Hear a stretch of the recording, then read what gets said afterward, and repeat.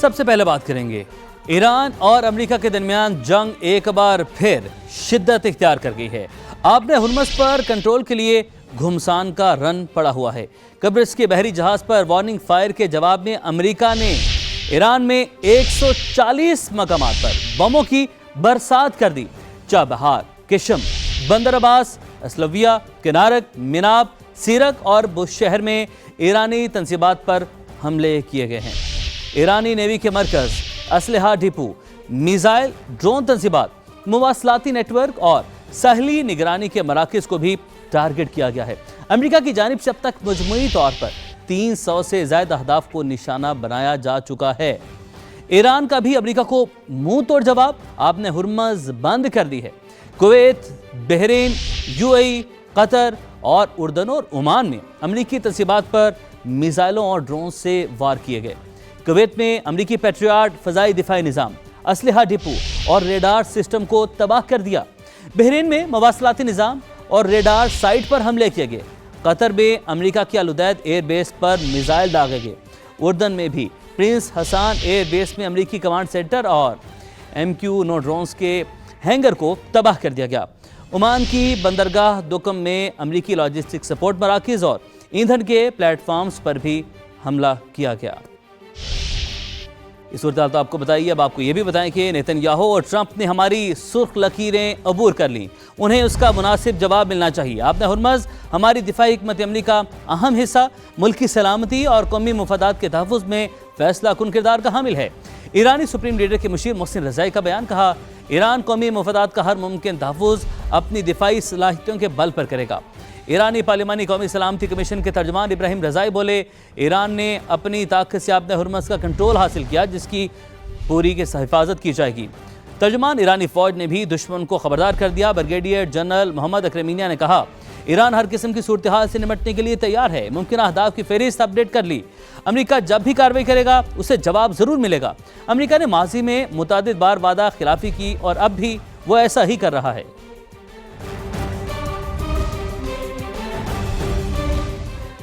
آپ نے ہرمز سمندری آمد و رفت کے لیے کھلی ہے، سینٹ کام کا دعویٰ، کہا آپ نے ہرمز عالمی قوانین کی پیروی کرنے والے تمام جہازوں کے لیے کھلی ہے۔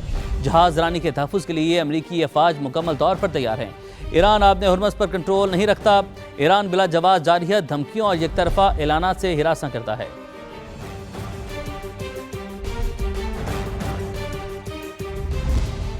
ایران کو اس کے غلط فیصلوں کی قیمت چکانا پڑ رہی ہے۔ امریکی وزیر جنگ پیٹ ہیگسیت کا سوشل میڈیا پر بیان، آپ کو بتا رہے ہیں پیٹ ہیگسیت کی جانب سے سوشل میڈیا پر یہ بیان دیا گیا ہے۔ انہوں نے ایسا کہا ہے کہ ایران کو اس کے غلط فیصلوں کی قیمت چکانا پڑ رہی ہے۔ امریکی وزیر جنگ کی جانب سے یہ کہا گیا ہے۔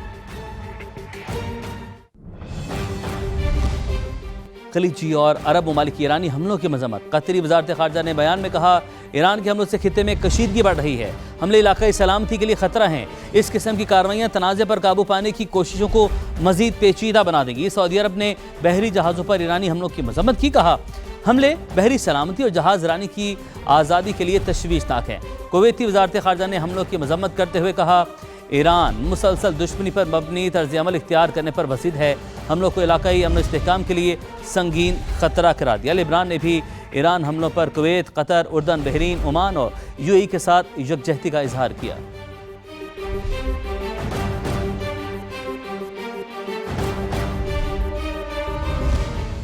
نائب وزیر اعظم اور وزیر خارجہ اسحاق ڈار سے سعودی سفیر نواف بن سعید احمد المالکی کی ملاقات ہوئی، جس میں علاقائی اور امن و استحکام کی صورتحال پر تبادلہ خیال کیا گیا۔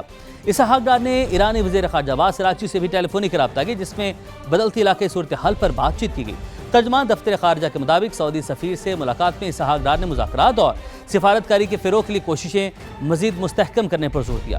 دونوں رہنماؤں نے پاکستان اور سعودی عرب کے تعلقات مزید مضبوط کرنے کے عزم کا اعادہ کیا۔ اس سے قبل اسحاق ڈار اور ایرانی وزیر خارجہ کے درمیان ٹیلی فونک رابطہ ہوا۔ اسحاق ڈار نے کہا، فریقین اسلام آباد MOU کے تحت کشیدگی میں کمی اور تحمل کا راستہ اختیار کریں۔ تنازعات کے حل کا واحد قابل عمل راستہ مذاکرات اور سفارتکاری ہے۔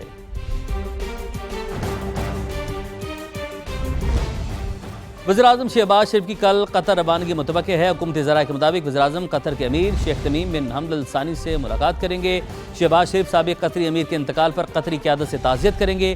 نائب وزیر اعظم اور وزیر خارجہ اسحاق ڈار سمیت دیگر اہم شخصیات ہمراہ ہوں گی۔ بات کریں بھارتی ٹکڑوں پر پلنے والے خارجیوں کے خلاف بلوچستان میں آپریشن شابان کی گھن گرج۔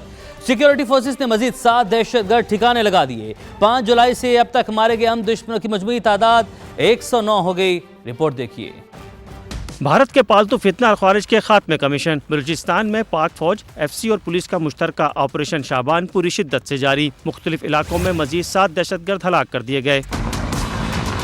سیکیورٹی ذرائع کے مطابق سران ٹنگی میں کارروائیوں کے دوران 4 خارجیوں کو جہنم واصل کیا گیا۔ ہلاک دہشت گردوں سے بڑی تعداد میں اسلحہ اور گولہ بارود برآمد ہوا، جن میں M4 rifle, SMGs، rocket launcher, mobile phones اور دیگر سامان شامل ہے۔ دوسری کارروائی میں 3 دہشت گرد انجام کو پہنچے۔ آپریشن شابان میں اب تک ہلاک دہشت گردوں کی تعداد 71 ہو گئی ہے، جبکہ 5 جولائی سے اب تک آپریشن شابان اور خفیہ اطلاعات پر دیگر کارروائیوں میں 109 خارجی جہنم واصل کیے جا چکے ہیں۔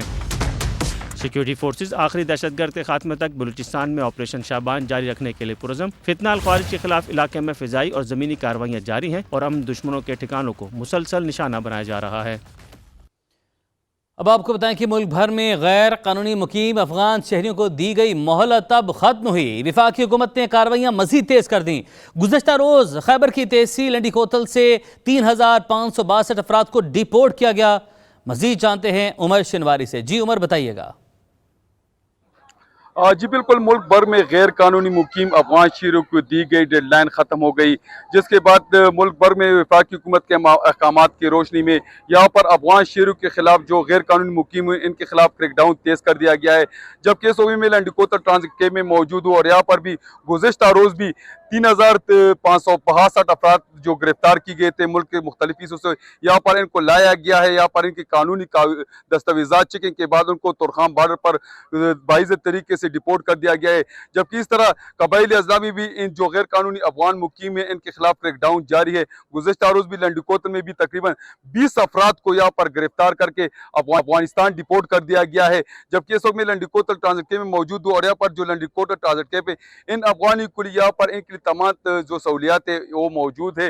جبکہ یہاں پر جب ہم ضلع انتظامیہ اور پولیس حکام سے بات کی، ان کا کہنا تھا کہ وفاقی حکومت کے احکامات کی روشنی میں یہ کریک ڈاؤن مزید تیز کیا جائے گا اور اسی وجہ سے یہاں پر جو مزید نفری ہے پولیس وہ بھی لنڈی کوتل بازار میں اور مختلف علاقوں میں تعینات کر دیا گیا۔ وہاں پر وہ چیکنگ کر رہے ہیں، افغانیوں کے گھر دیکھ رہے ہیں، وہاں پر ان کو گرفتار کر کے پھر یہاں پر ٹرانزٹ کیمپ ڈائریکٹ لایا جا رہا ہے اور ان کو ڈیپورٹ کیا جا رہا ہے۔ جی ٹھیک ہے عمر، آپ نے اپڈیٹ کیا، آپ کا بہت شکریہ۔ ناظرین، اب آپ کو بتاتے ہیں کہ 4 سال کے دوران ڈنکی لگا کر یورپ جانے کی کوشش میں کشتی حادثات میں 335 پاکستانی جان سکے۔ جون 2023 سے اب تک 7 بڑے کشتی حادثات اور ان میں ہونے والے جانی نقصان کی تفصیلات سما نے حاصل کر لیں۔ رواں سال غیر قانونی طریقے سے یورپ جانے والے پاکستانیوں کی تعداد میں 64% کمی ریکارڈ کی گئی۔ قمر المنور کی رپورٹ دیکھیے۔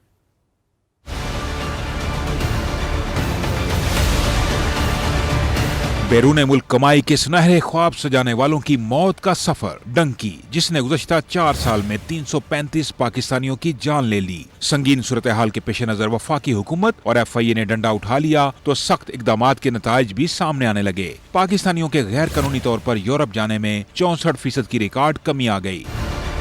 FIA دستاویز کے مطابق جون 2023 سے اب تک 7 مہلک کشتی حادثات رپورٹ ہوئے۔ جون 2023 میں یونان جانے والی کشتی کو حادثہ پیش آیا۔ کشتی پر سوار مسافروں میں 226 پاکستانی سوار تھے، ان میں سے 207 جاں بحق ہو گئے اور صرف 19 زندہ بچے۔ دسمبر 2024 میں یونان جانے والی ایک اور کشتی حادثے کا شکار ہوئی۔ مسافروں میں 69 پاکستانی تھے، جن میں 25 کی جان گئی، 44 زندہ بچا لیے گئے۔ جنوری 2025 میں مراکش کے قریب کشتی حادثہ ہوا۔ مسافروں میں 70 پاکستانی سوار تھے، 44 جان سے گئے۔ فروری 2025 کے لیبیا کشتی حادثے میں 23 پاکستانی جاں بحق ہوئے۔ اپریل 2025، اکتوبر 2025 اور اپریل 2026 میں لیبیا سے ڈنکی لگانے والوں کی کشتیوں کے 3 بڑے حادثات ہوئے، جن میں 30 سے زائد پاکستانی جان گنوا بیٹھے۔ بڑے سانحات کے بعد حکومت نے ہیومن اسمگلنگ روکنے کے لیے کمر کس لی۔ سخت اسکروٹنی اور آف لوڈنگ کی کارروائیاں ہونے لگی، جس پر ڈنکی لگانے والے پاکستانیوں کی تعداد میں رواں سال کے ابتدائی 2 ماہ میں 64% تک کی ریکارڈ کمی آ گئی۔ جنوری اور فروری 2026 میں 440 پاکستانیوں نے ڈنکی لگائی، جبکہ 2025 کی اسی مدت میں یہ تعداد 1224 تھی۔ European border and coast guard agency نے تصدیق کر دی۔